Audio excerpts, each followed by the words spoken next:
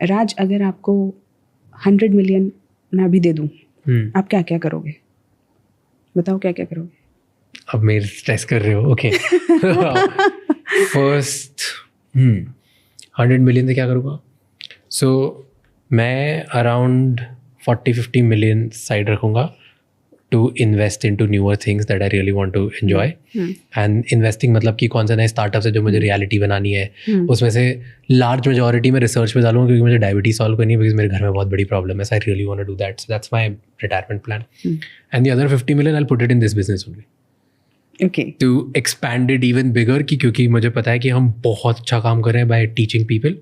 So I want to teach to even larger audience. तो आज अगर हम इंडिया में हम नंबर 1 पहुंचे तो मैं वर्ल्ड नंबर 1 बनना चाहूँगा, तो I reach faster. So these are the 2 things. 100 million से तो यही करूँगा. ठीक है ना.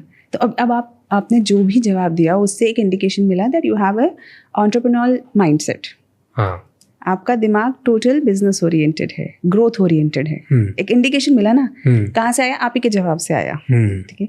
इसी तरीके से अगर यही सवाल आप किसी व्यक्ति से, बच्चे से पूछते हो और अचानक से उसकी आंखें, और इसी में से एक लाइन और जोड़ दी कि you are a civil servant and if I give you 100 million what will you do. ठीक है. अब एक व्यक्ति है जिसने बोला 100 million, I will do this that, उसकी आंखों में चमक आ गई है ना, और वो लाइन भूल गया है, you are a civil servant, है ना. तो आपको इमीडिएटली पता चल जाता है कि that person is not in that mode of public service.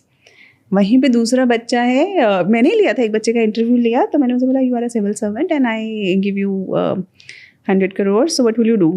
He said but why will you give me? As a civil servant I can't take it. तो जो चौक जाते हैं विदाउट पर्पसलेस लोग होते हैं, तो वो आपको एकदम से पता चल जाता है कि अच्छा इसकी क्लैरिटी नहीं है, मे बी भटक सकता है. ऐसे और क्या इंडिकेशंस होते हैं किसी इंसान में जो आपको लगता है कि भटकेगा?